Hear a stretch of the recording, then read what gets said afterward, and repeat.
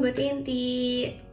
Selamat datang di GoTNT Online Sharing bersama aku Audrey yang akan sharing sedikit tentang The Day of the Lord. Jadi aku bawain tema ini karena waktu itu aku saat teduh waktu hari apa gitu aku lupa. Terus aku kayak tersentak sadar gitu loh, kayak oh iya ya, aku tuh udah mulai lupa tentang hal ini gitu, tentang kedatangan Tuhan.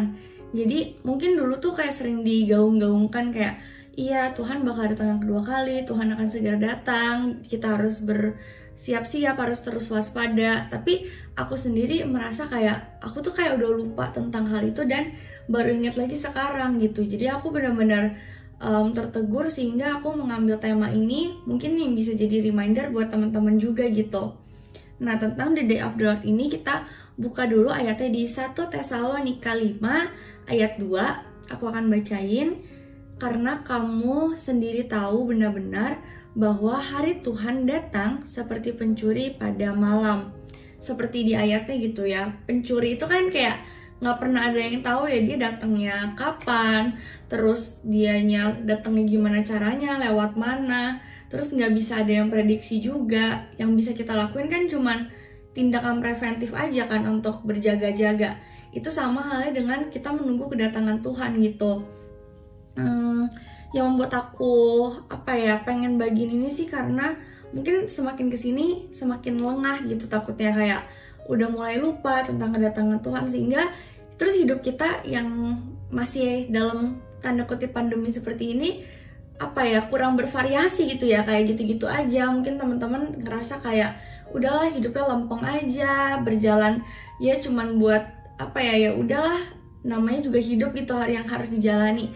Tapi hari ini aku mau sharing tentang betapa powerfulnya kita bisa terus tanemin dalam diri kita tentang kedatangan hari Tuhan yang kita nggak pernah tahu kapan ini gitu. Nah, dari materi ini aku dapetin 3 hal gitu tentang apa sih yang bisa kita lakukan supaya kita bisa tetap berwaspada di hari kedatangan Tuhan nanti gitu, supaya kita bisa tetap ditemukan ya berkenan gitu di hadapan Tuhan. Itu kan yang harus kita ingat, dan sebenarnya itu yang harus kita jaga juga gitu sampai akhir. Yang pertama tentang terus waspada, sehingga kita selalu punya motivasi untuk melakukan yang terbaik di segala momen kehidupan kita.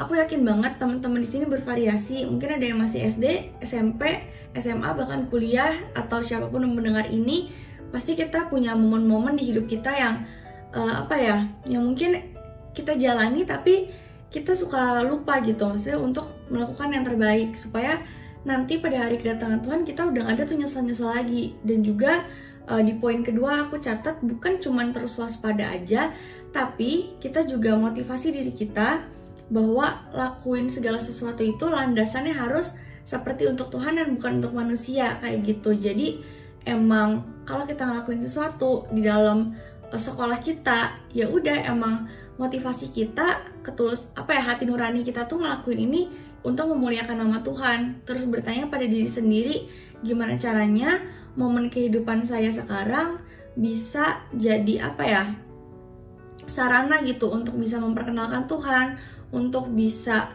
jadi berkat buat orang di sekitar kita. Intinya untuk memuliakan nama Tuhan di setiap momen hidup kita.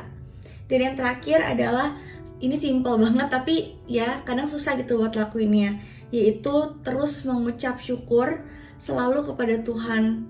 Nah, aku catat mengucap syukur ini mungkin beda-beda gitu ya artinya buat kita semua. Tapi untuk aku sendiri setelah aku renungkan, mengucapkan syukur itu lebih ke aku berdoa dan aku melakukan firman Tuhan kayak gitu. Jadi nyisihin waktu kita, terus setiap berdoa kayak ya udah praise the Lord aja, kayak makasih untuk hidup kita hari ini.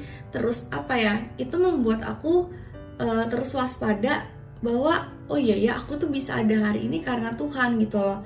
Jadi jangan sampai ada momen hidup kita yang kita kayak lupa Tuhan, ataupun kayak cuman hidup sekedar menjalani hidup aja. Itu teman-teman yang sebenarnya harus diwaspadai. Semoga kita semua mulai hari ini bisa semakin ingat lagi dan semakin saling mengingatkan satu sama lain untuk terus berjaga-jaga menjelang kedatangan Tuhan yang kita nggak tahu kapan gitu. dari aku sebenarnya sharing gitu aja. Intinya ketiga hal tersebut semoga bisa kita praktekin dan terus membuat kita menjadi waspada. Gitu aja teman-teman, semoga harinya menyenangkan dan Tuhan berkati. Terima kasih.